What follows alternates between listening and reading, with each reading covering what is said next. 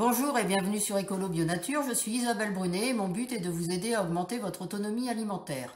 Aujourd'hui, nous allons parler stérilisation.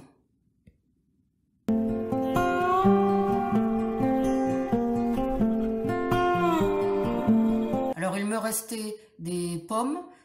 Cette année, j'ai eu une bonne production. J'en ai donné une partie. J'en ai donné aussi à l'association qui en a vendu un peu. J'en ai donné à la famille, aux amis.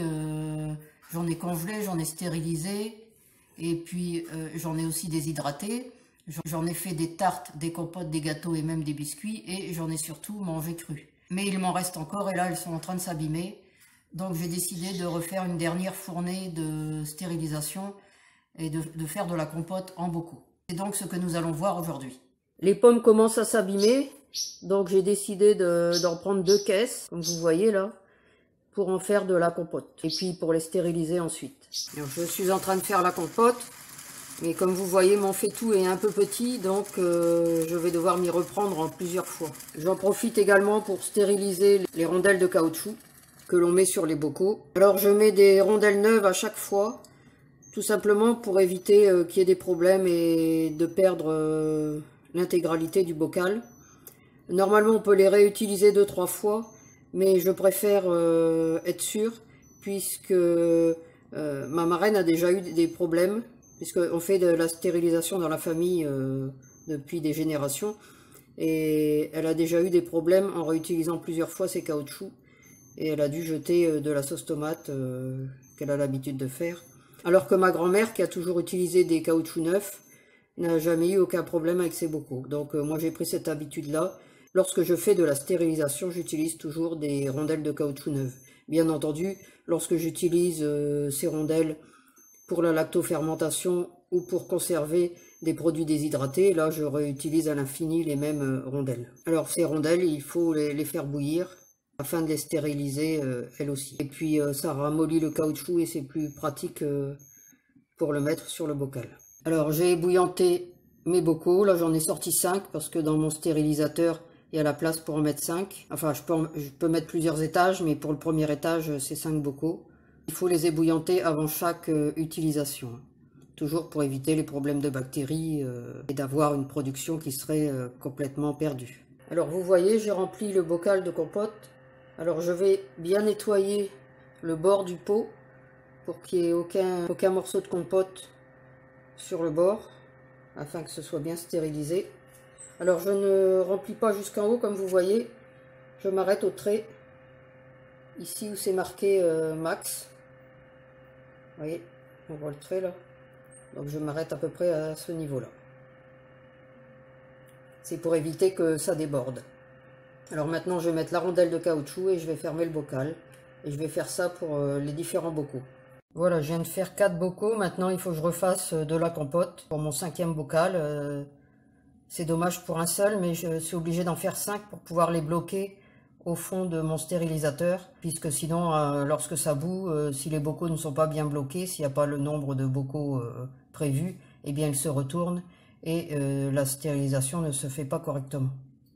Alors voilà le stérilisateur, je viens d'investir dans un stérilisateur électrique. Avant j'avais la lessiveuse à l'ancienne que je mettais sur le gaz. Mais comme j'étais obligé de faire ça au sous-sol, je ne pouvais pas surveiller correctement. Donc là j'ai décidé d'investir dans un stérilisateur électrique.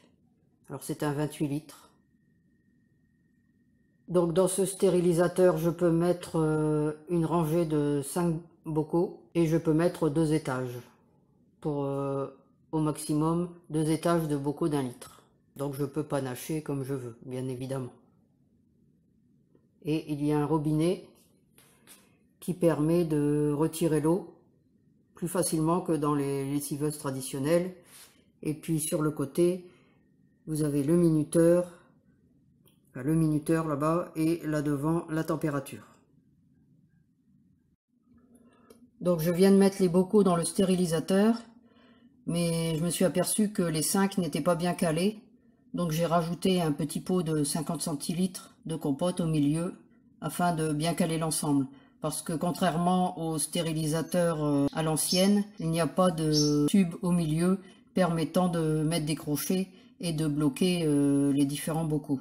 Donc il faut absolument les bloquer parce que lors de l'ébullition, ils peuvent se retourner et là, la partie du couvercle serait à l'envers et ça pourrait poser des problèmes de stérilisation complète. Et puis ça pourrait aussi casser le bocal. Ils pourraient tous se cogner les uns sur les autres. Donc il faut absolument bien les bloquer. Et puis maintenant, je vais ajouter l'eau jusqu'au-dessus du plus grand bocal. Et puis je vais mettre à stériliser. Alors pour des compotes de pommes, c'est une demi-heure. Alors voilà, la première fournée est terminée. Alors je ne vous ai pas montré l'enlèvement des bocaux avec la pince à bocaux, simplement parce que c'était hier soir et il faisait trop sombre pour pouvoir filmer correctement. Donc je vais vous montrer l'utilisation de la pince à bocaux. Alors quand on doit retirer les bocaux, et bien évidemment l'eau est bouillante. Donc on met la pince et on retire tout simplement les bocaux avec la pince. Vous voyez, c'est très simple et ça évite de se brûler. Alors moi, ce que j'ai pour habitude de faire, c'est une fois les bocaux sortis, et bien de les essuyer avec un torchon pour enlever le calcaire, parce que j'ai une eau très calcaire. Et puis je regroupe les bocaux ensemble et je laisse le torchon par-dessus. Comme la différence de température entre les bocaux bouillants et la pièce peut être assez importante, pour éviter qu'il y ait des risques d'éclatement du bocal. Donc je préfère mettre un torchon dessus, comme ça les bocaux se refroidissent tout doucement. Alors avant de les ranger, il me reste une dernière chose à faire, c'est-à-dire que je prends un feutre lavable et je note sur le bocal l'année et ce qu'il y a à l'intérieur. Donc là je vais marquer compote. Alors on voit que c'est de la compote, je vais surtout marquer pomme et l'année 2022. Voilà, maintenant il ne me restera plus qu'à les ranger. Alors une dernière chose que j'ai pas pensé à vous dire, c'est que si vous n'achetez pas des bocaux neufs, vous pouvez tout à fait récupérer dans les marchés aux puces, les sites style Le Bon Coin, les foires à tout, Emmaüs. Vous pouvez facilement récupérer des bocaux pour pas cher, mais il faut faire très attention à la qualité du bocal. Faire attention qu'il n'y ait pas de coup, que le bocal ne soit pas fendu et surtout au niveau du couvercle. Alors, je vais vous en chercher un. Alors, voilà un bocal. Alors, ce qu'il faut bien vérifier, c'est l'état du couvercle. Il ne doit pas avoir un seul éclat, que ce soit ici ou ici tout autour. Parce que là, vous n'aurez plus l'étanchéité, même avec la rondelle de caoutchouc. Donc il faut bien vérifier ça et vérifier qu'il ne comporte pas de coups et qu'il n'est pas fondu. Et même si la partie métallique est un peu rouillée, ça ne pose pas de problème du tout. Et là, vous pourrez acheter vos bocaux d'occasion.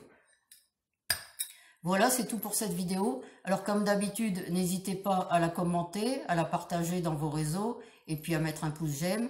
Et puis vous pouvez retrouver de nombreux conseils et astuces sur le jardinage bio et la permaculture sur mon blog www.ecolo-bio-nature.com et dans mes livres. À bientôt!